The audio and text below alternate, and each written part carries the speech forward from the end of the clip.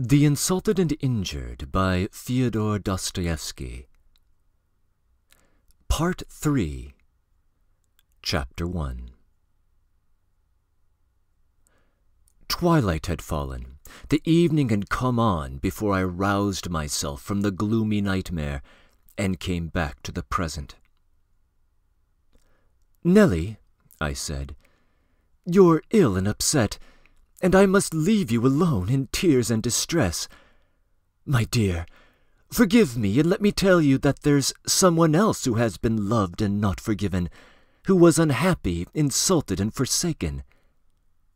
She is expecting me, and I feel drawn to her now after your story, so that I can't bear not to see her at once, this very minute." I don't know whether she understood all that I said. I was upset both by her story and by my illness, but I rushed to Natasha's. It was late, 9 o'clock, when I arrived. In the street I noticed a carriage at the gate of the house where Natasha lodged, and I fancied that it was the prince's carriage. The entry was across the courtyard. As soon as I began to mount the stairs, I heard, a flight above me, someone carefully feeling his way, evidently unfamiliar with the place.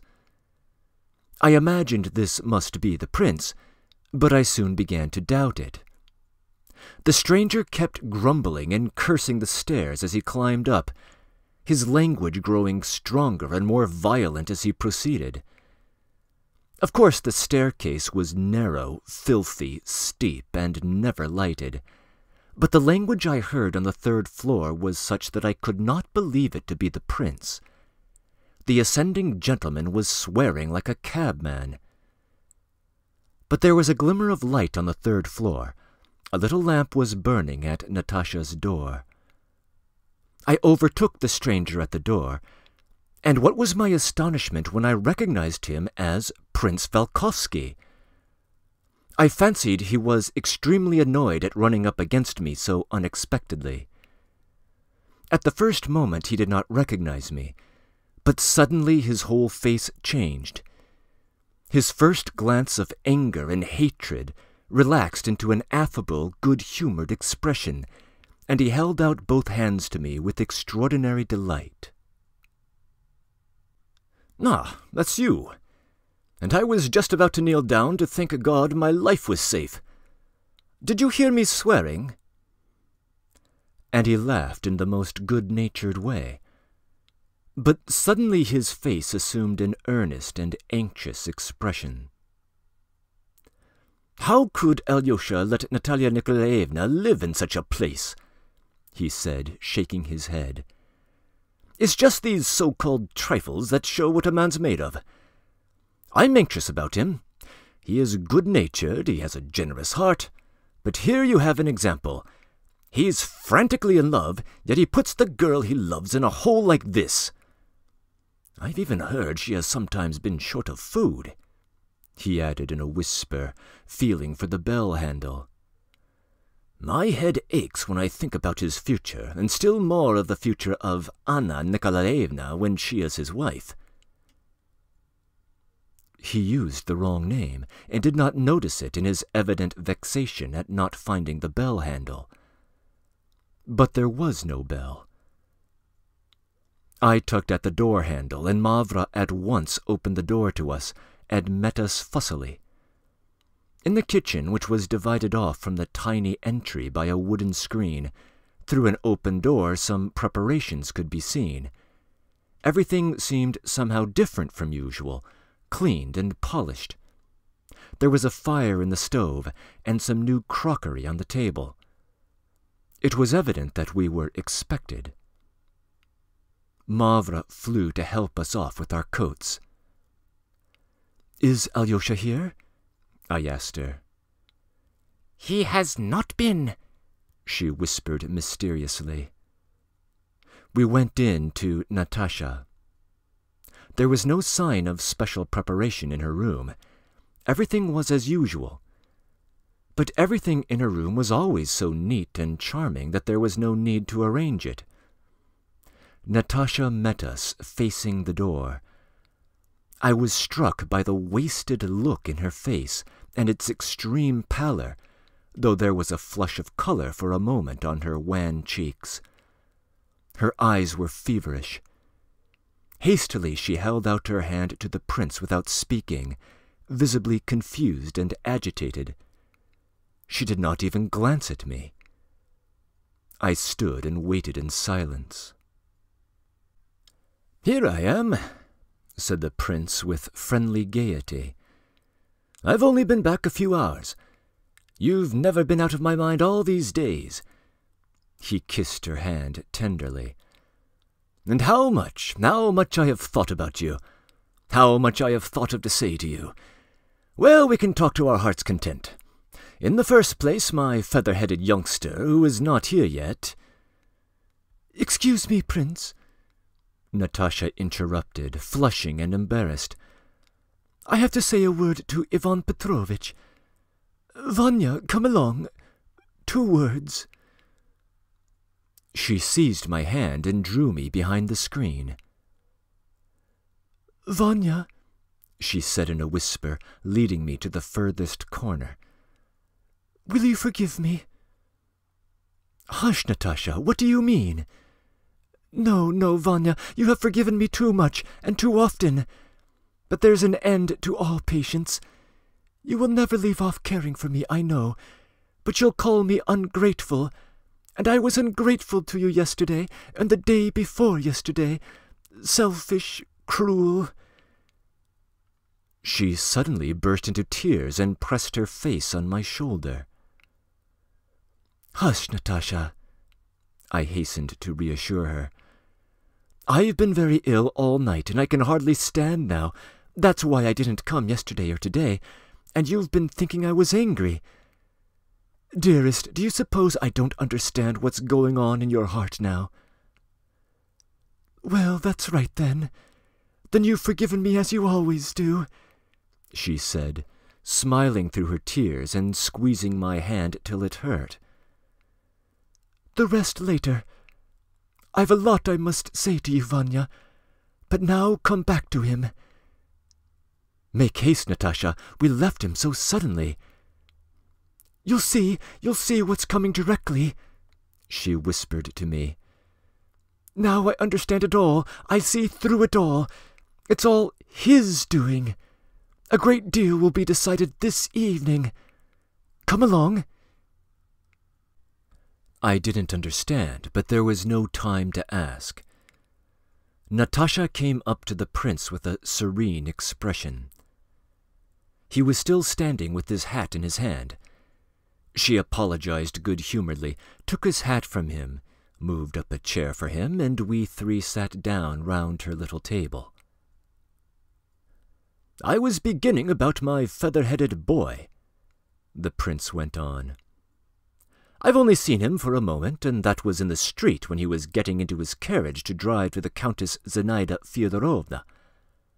He was in a terrible hurry, and, would you believe it, wouldn't even stop to come to my room after 4 days of absence. And I believe it's my fault, Natalia Nikolaevna, that he's not here and that we've arrived before him. I seized the chance. As I couldn't be at the Countess's myself today, I gave him a message to her. But he will be here in a minute or 2. "I supposed he promised you to come today?" asked Natasha, looking at the prince with a look of perfect simplicity.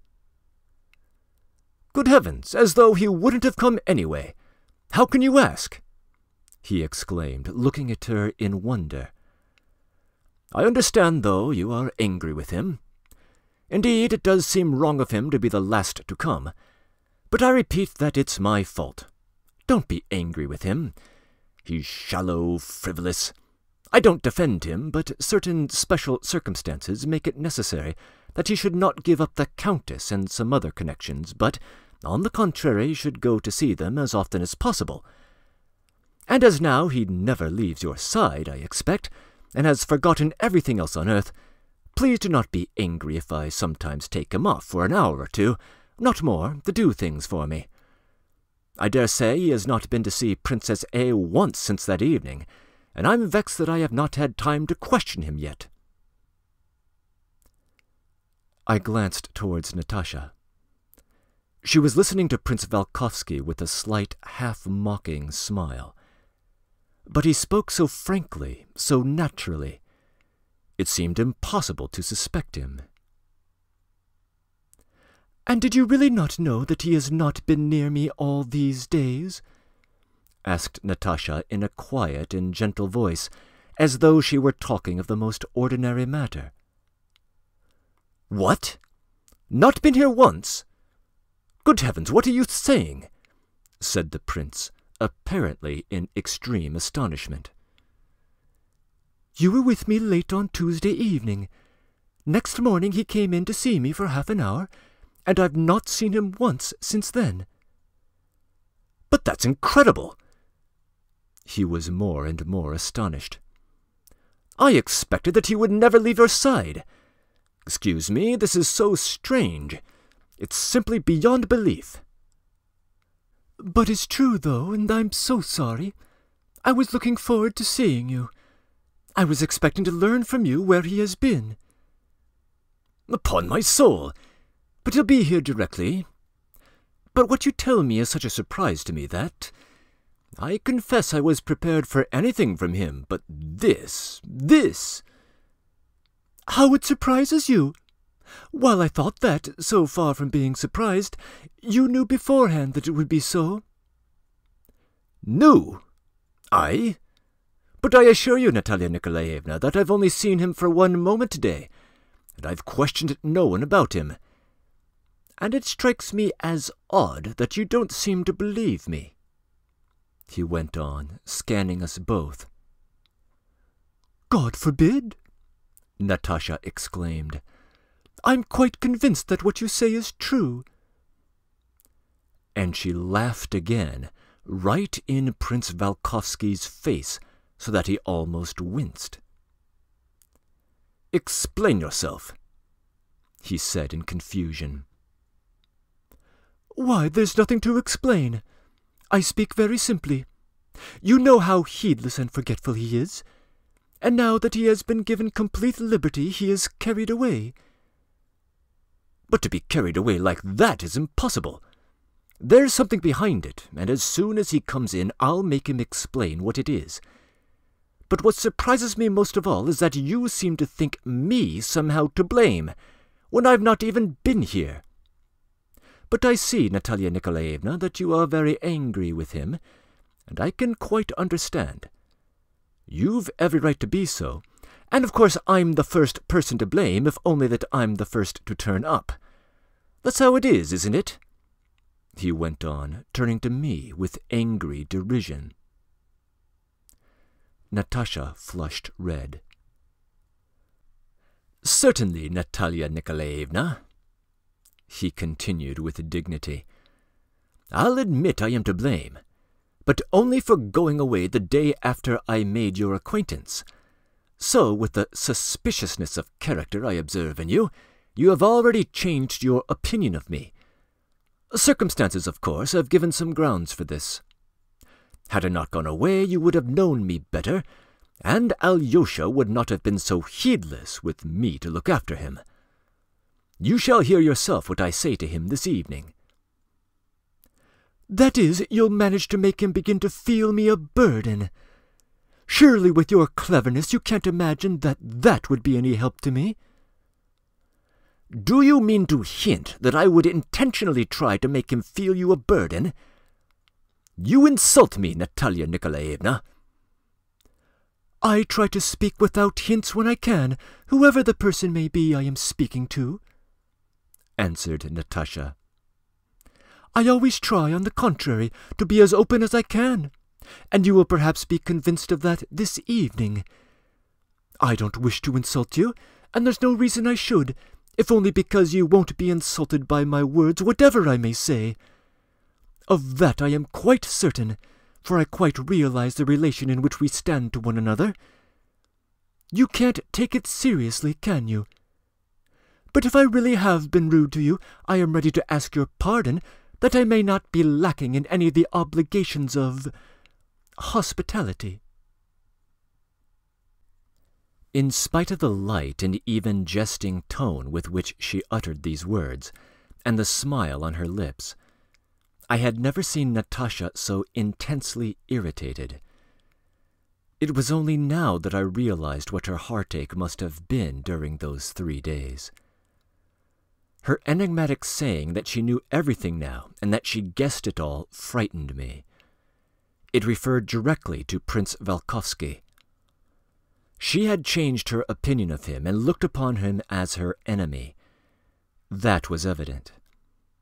She apparently attributed her discomfiture with Alyosha to his influence, and had perhaps some grounds for this belief. I was afraid there might be a scene between them at any moment. Her mocking tone was too manifest, too undisguised. Her last words to the prince that he could not take their relations seriously, the phrase about the obligations of hospitality, her promise, that looked like a threat, to show him that she knew how to be open, all this was so biting, so unmistakable, that it was impossible that the prince should not understand it. I saw his face change, but he was well able to control himself. He at once pretended not to have noticed these words, not to have seen their significance, and took refuge, of course, in raillery. "God forbid I should ask for apologies," he cried, laughing. "That's not at all what I wanted, and indeed it's against my rules to ask apologies from a woman. At our first interview I warned you what I was like, so you're not likely to be angry with me for one observation, especially as it applies to all women. You probably agree with this remark," he went on, politely turning to me. "I have noticed as a trait in the female character that if a woman is in fault in any way, she will sooner smooth over her offense with 1,000 caresses later on than admit her fault and ask forgiveness at the moment when she is confronted with it. And so, supposing even that I have been insulted by you, I am not anxious for an apology.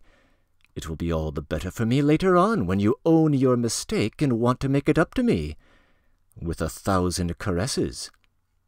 And you are so sweet, so pure, so fresh, so open, that the moment of your penitence will, I foresee, be enchanting.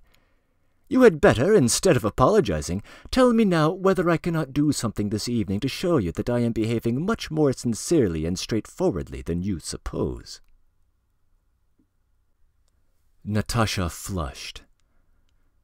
I, too, fancied that there was somewhat too flippant, even too casual a tone in Prince Volkovsky's answer, a rather unseemly jocosity. "You want to prove that you are simple and straightforward with me?" asked Natasha, looking at him with a challenging air. "Yes." "If so, do what I ask." "I promise beforehand." "And that is, not by one word, one hint, to worry Alyosha about me, either today or tomorrow. No reproof for having forgotten me, no remonstrance. I want to meet him as though nothing had happened, so that he may notice nothing. That's what I want. Will you make me such a promise?" "With the greatest pleasure," answered Prince Volkovsky. "And allow me to add with all my heart that I have rarely met a more sensible and clear-sighted attitude in such circumstances. But I believe this is Alyosha." A sound was in fact heard in the passage. Natasha started and seemed to prepare herself for something. Prince Volkovsky sat with a serious face, waiting to see what would happen. He was watching Natasha intently. But the door opened and Alyosha flew in.